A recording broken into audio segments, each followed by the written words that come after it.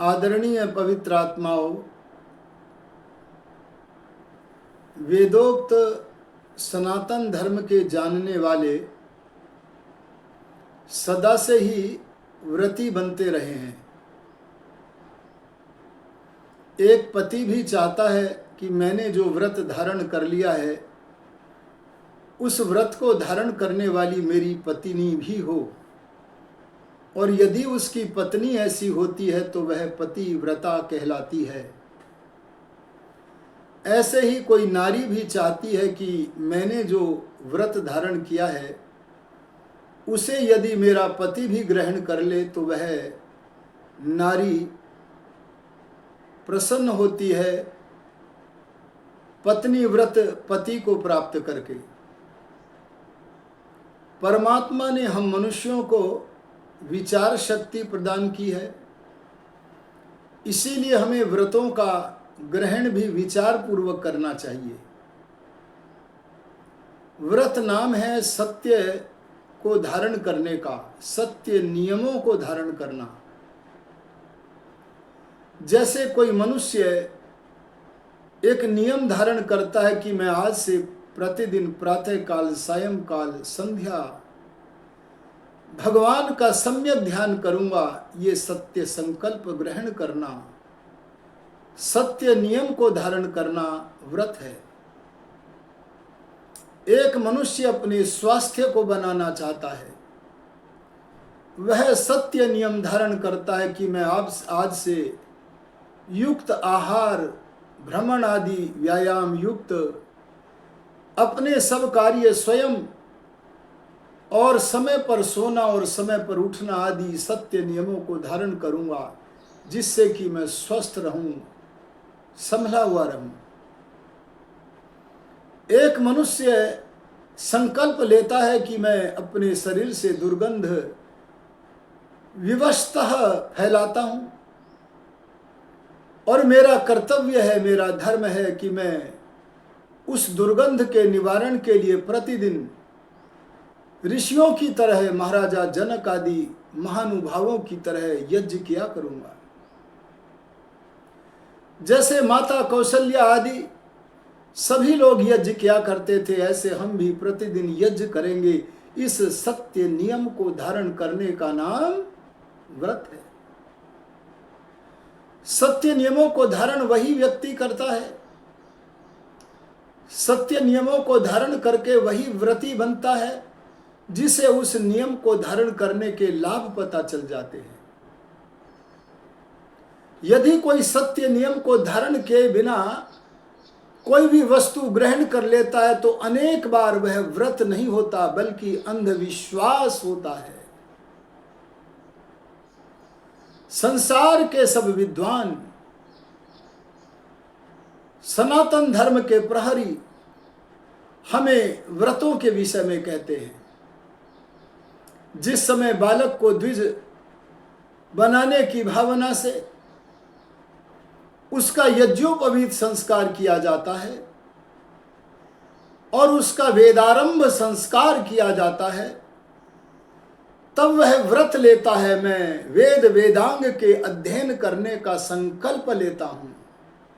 यह परमात्मा की कल्याणी वाणी वेद और वेदों को जनाने वाले जो वेदांग हैं, व्याकरण आदि, उन सब का विद्वान बनने का संकल्प लेता हूं, दृढ़ संकल्प लेता हूं, दृढ़ोत्साही होता हूं। ऐसे संकल्प को धारण करने का नाम व्रती बनना है। इसे धारण करना व्रत है। इसीलिए वास्तव में व्रतों का बड़ा महात्म्य है। और यज्ञोपवीत आदि के अवसर पर तो जिसका यज्ञोपवीत संस्कार करना है उस ब्रह्मचारी को उपवास भी ग्रहण कराया जाता है, और उस उपवास में जो हल्का फुल्का पेय पदार्थ है वह उसे प्रदान किया जाता है। इसके पीछे भावना यह होती है कि उसका शरीर भी हल्का रहे, उसका मन भी सात्विक रहे, बुद्धि भी सात्विक रहे। जिस समय यज्ञोपवीत संस्कार के अवसर पर, जिस समय वेदारंभ संस्कार के अवसर पर आचार्य के मुख से उस बालक के अंतःकरण में डालने के लिए शब्द रूपी पुष्प निकलें, शब्द पुष्पों की झड़ियां लगें, तो वह ब्रह्मचारी सात्विकता के द्वारा, पवित्रता के द्वारा उसके मुख से निकलने वाले शब्द पुष्पों के अंदर जो ज्ञान का पराग है, विज्ञान का पराग है, उसे ग्रहण कर सके। इसके लिए वह उपवास करता है। उस उपवास के समय उसके मन में सत्य संकल्प सामने होता है। इसीलिए उपवास को भी हम लोग व्रत कह दिया करते हैं, क्योंकि उस उपवास का जो लक्ष्य है वह लक्ष्य है सत्य नियम को धारण करना। और ये सबको करने चाहिए, लेकिन अनावश्यक उपवास करना व्यर्थ है। ब्रह्मचारी को यदि उपवास रखवाओगे तो हानि होगी, लेकिन यदि कोई रोगी है उसे उपवास करवाओगे तो लाभ होगा। उसकी जठराग्नि को विश्राम मिलेगा। समय को देख करके उपवास करना चाहिए और जो वेदोक्त सत्य नियम है उन्हीं व्रतों को धारण करना चाहिए। लेकिन बड़ा दुख तब होता है जब हम देखते हैं कि सनातन धर्म के नाम पर, सनातन धर्म के विरुद्ध तथाकथित व्रत लोगों में अपने स्वार्थ के कारण पोप लोग पहुंचाते हैं। कभी कोई वेद वेदांग का विद्वान जो सच्चा ब्राह्मण है, अरे जो बुद्धिमान अर्थात पंडित है, भला विद्या के बिना कोई ब्राह्मण कैसे हो सकता है? ऐसा मनुष्य यदि कोई स्वयं को ब्राह्मण मानता है तो उस विद्याहीन के लिए सनातन धर्म के प्रवक्ता महर्षि दयानंद सरस्वती को ऐसे मनुष्य के लिए, प्रमादी के लिए एक शब्द गढ़ना पड़ा, और वह शब्द है पोप। उनसे पूछा गया, आर्ष ज्योतिर दयानंद से पूछा गया कि ये पोप शब्द क्या होता है, इसका अभिप्राय अर्थ क्या है? तब ऋषि दयानंद बोले, विदेशों में जहां ईसाई मत है वहां, विदेशों में वे लोग जिसे बड़ा मानते हैं उस बड़े का नाम पोप है। लेकिन वे पोप लोग ईसाई आदि मतों में जो लीलाएं करते हैं धर्म विरुद्ध, उस प्रकार की लीलाएं सनातन धर्म के आंगन में रह करके भी सनातन धर्म के विरुद्ध करते हैं। उन लीला करने वाले लोगों का नाम सनातन मत में मैं पोप धरता हूं। ऐसे प्रमादी पोप लोगों ने व्रतों के नाम पर बड़े बड़े सनातन धर्म के विरुद्ध ग्रंथ बना दिए हैं, जैसे निर्णय सिंधु, धर्म सिंधु, व्रतार्क। ऐसे ग्रंथ बनाकर एक एक व्रत की दुर्दशा कर दी है। जैसे एकादशी का व्रत शैव व्रत कहलाएगा, द्वादशी का विद्या आदि नाना प्रकार के नाम धर धर करके और आपस में लड़ते हैं। अरे भूखे रहने के लिए भी लड़ते हैं। इस पोप लीला से सनातन धर्म को बचाकर वास्तविक व्रती बनाना चाहिए। तुम कलावा न पहनो, इसका सनातन धर्म से कोई संबंध नहीं है, लेकिन व्रत को धारण करने वाले यज्ञोपवीत को धारण करो, ये बताने की आवश्यकता है। ये बताएं तो बताने वाले ब्राह्मण माने जाएं, विद्वान माने जाएं, और सनातन धर्म की बढ़ती हो, वैदिक धर्म की विजय वैजयंती पताका फहराने लगे। कलावा फैला रहे, मांस खाए तो कलावा, नहीं खाए तो कलावा, लेकिन यज्ञोपवीत तो सत्य नियम को धारण करने का सूत्र है। इस सूत्र के माध्यम से सत्य नियम लिया जाता है। मैं प्रतिदिन संध्या करूंगा, भगवान का भजन करूंगा, ये संकल्प लेता हूं। यज्ञोपवीती जो मनुष्य होता है उसने संकल्प लिया होता है, मैं जीवित पितरों का श्राद्ध करूंगा, और जो पितर मृतक हो गए हैं उन मृतक पितरों का मैं दर्शन नहीं कर सकता, वे मुझे अप्राप्त हैं, अत्यंत दुर्लभ हैं, इसलिए उनकी सेवा शुश्रूषा तो मैं नहीं कर सकता, लेकिन जब तक जीते हैं तब तक मैं पूरे प्राणपन से उनकी सेवा शुश्रूषा करूंगा। यह संकल्प यज्ञोपवीति लेता है। यही तो सनातन धर्म की, अरे वेदोक्त धर्म की, मानव धर्म की वस्तु है। और वह संकल्प लेता है कि मेरे को कोई कन्वर्ट न कर ले। आजकल तो महाभारत के युद्ध में जब बहुत सारे विद्वान मर गए, मार दिए गए, तो नाना प्रकार के मतांतर चल पड़े। अगर मैंने संकल्प प्रतिदिन स्वाध्याय करने का न लिया, अपनी बुद्धि को ज्ञान के आलोक से भरने का संकल्प न लिया, जैसे भोजन प्रतिदिन करता हूं, ऐसे मैं स्वाध्याय आंतरिक उन्नति का अध्ययन भी प्रतिदिन करूंगा। ये संकल्प लेता है यज्ञोपवीति। लेकिन इसके स्थान पर तथाकथित व्रतों को त्यागना ही होगा, और संकल्पों को, व्रतों को, सच्चे व्रतों को जो वेद में बताए हैं उन्हें धारण ही करना होगा। अरे जैसे ब्रह्मचर्य के व्रत से, ब्रह्मचर्य रूप सत्य नियम को धारण करने से ऋषि लोग दीर्घ आयुओं को प्राप्त करते हैं, ऐसे असंख्य व्रतों को धारण करना होगा। एक विद्यार्थी संकल्प लेता है, मैं अपनी इंद्रियों के प्रवाह को जो गलत है उन्हें वहां से रोककर अपने मन के प्रवाह को विद्या की तरफ ले चलूंगा। इस संकल्प का नाम व्रत है। ये व्रत विद्यार्थियों को लेना ही चाहिए। लेकिन इसके स्थान पर पोप लोगों ने न जाने कैसी कैसी लीलाएं चलाई हैं। उन्होंने जो वर्ष में 24 एकादशी आती हैं, उन एकादशियों में निराहार रहने का विधान कर दिया है। लोग दुखी होते हैं। और उन्होंने एक वाक्य की रचना की, और वो वाक्य न किसी शास्त्र का है, न किसी विद्वान का है। ये पोप लीला करने वाले लोगों के अपने घर की दुष्ट वस्तु है। उन्होंने वाक्य बनाया, एकादश्यामन्ने पापानि वसंति।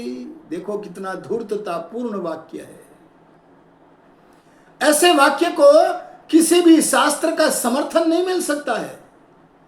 क्या कहते, सब पाप एकादशी के दिवस अन्न में रहते हैं।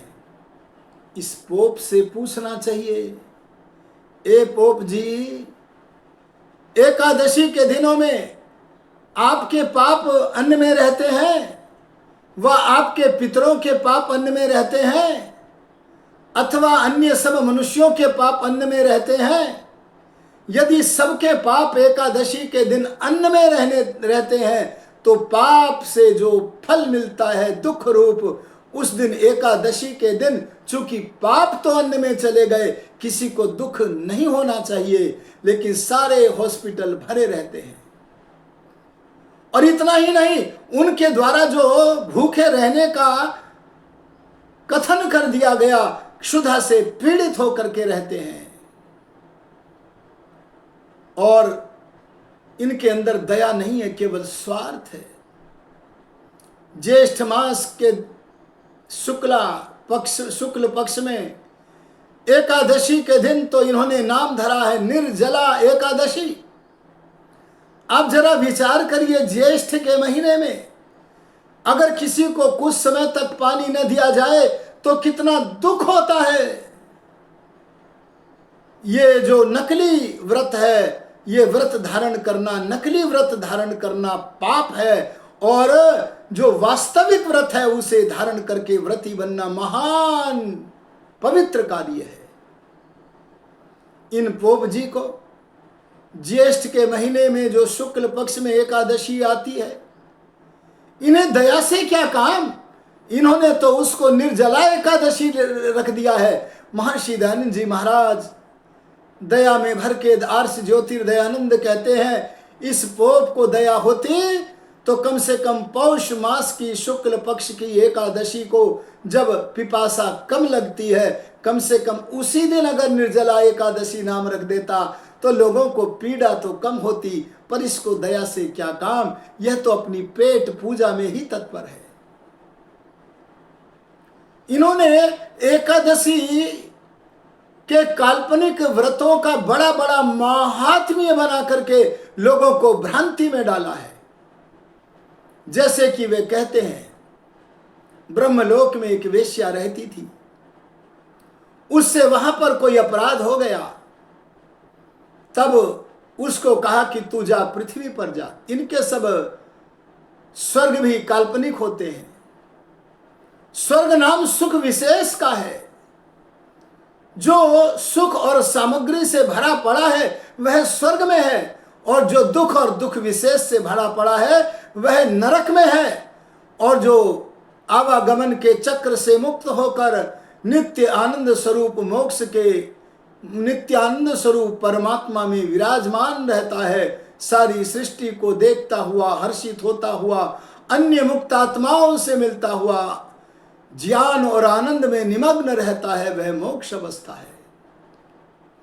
इस बात को यह जानते नहीं, और कह दिया कि वेश्या से जब कोई अपराध हो गया तो कहा कि तुम पृथ्वी लोक पर उतरो।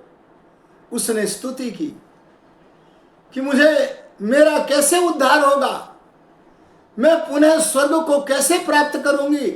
तब उससे कहा गया, आहा, एकादशी के महात्म्य को बढ़ाने के लिए पोप लोगों ने कहानी गढ़ी और कहा कि तुम पृथ्वी पर जाओ। अगर पृथ्वी का कोई निवासी एकादशी का व्रत रखने वाला अपनी एक एकादशी के व्रत का फल तुम्हें भेंट कर देगा, और भेंट करके वह तुम्हारे इस वायुयान को छू लेगा, तो तुम पुनः स्वर्ग में आ जाओगी। वह विमान सहित पृथ्वी पर गिर पड़ी। जिस जगह पर पृथ्वी पर गिरी वहां के राजा ने पूछा, तुम कौन हो? उसने अपना परिचय दिया और कहा कि यदि कोई एकादशी का व्रत मुझे दान करके मेरे इस वायुयान को छू ले तो मैं पुनः स्वर्ग में जा सकती हूं। तब राजा ने अपने भृत्यों को कहा, जाओ कोई एकादशी व्रत करने वाले मनुष्य को बुलाओ। कोई भी न मिला, लेकिन एक दंपति आपस में एक दिन लड़े थे। उस लड़ाई के कारण उस पति की पत्नी ने पूरे दिन रोने के कारण भोजन नहीं किया। संयोग से उस दिन एकादशी थी। उसने कहा कि मैं उस दिन भोजन नहीं किया, एकादशी थी, पर मैंने एकादशी जान करके भोजन नहीं किया, बल्कि हमारी लड़ाई हो गई थी इसलिए मैं भोजन न कर पाई। उसे राजा के भृत्य लेकर के राजा के पास पहुंचे और उससे कहा कि तुम इस यान को छुओ। और उसने जब उस यान को छुआ तो वो यान समेत तुरंत वो वेश्या स्वर्ग लोक में चली गई।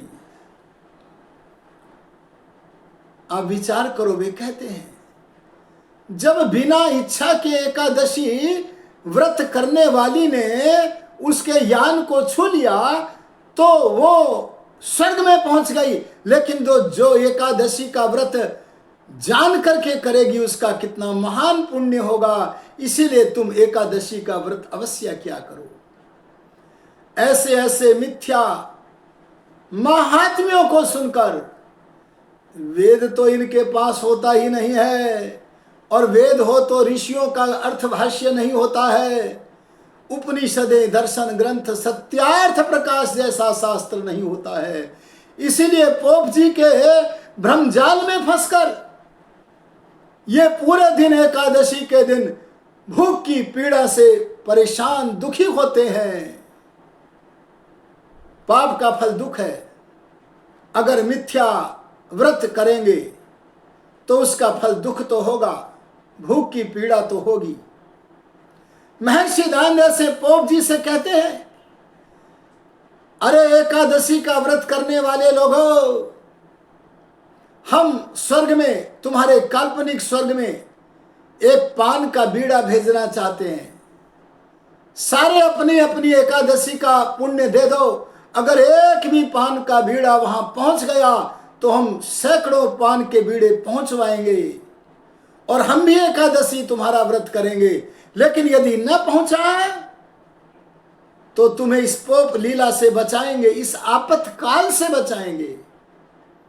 ये वास्तव में आपत्काल इसलिए है क्योंकि एकादशी के दिन भूखा मरना क्या आपत्ति नहीं है। हाँ, किसी महान उद्देश्य को लेकर अपने मन को सात्विक बनाने के लिए संन्यास धारण करना हो, ऐसी अवस्था पे अपने मन को सात्विक बनाने के लिए तमोगुणी भोजन से हट करके अगर सात्विक नाम मात्र का भोजन किया जाए, वह एक सोद्देश्य होता है। लेकिन ये निरुद्देश्य और निराहार रहना और ये काल्पनिक जो है निर्जला नाम बोलना, ये अज्ञानता के अतिरिक्त कुछ नहीं है।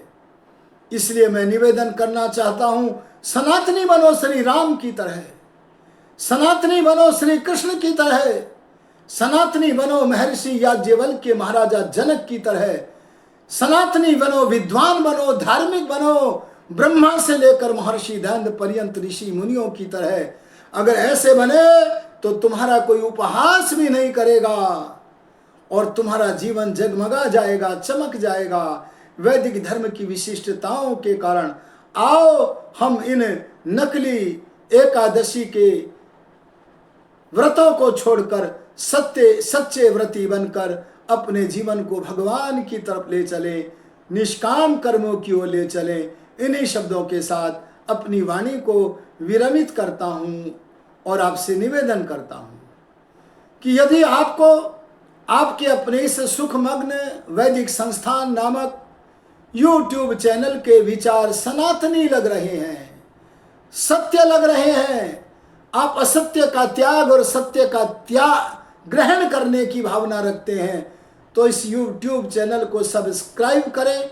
बराबर में एक छोटी सी घंटी है, उस बेल आइकन की घंटी को भी दबाकर सभी पर क्लिक करें।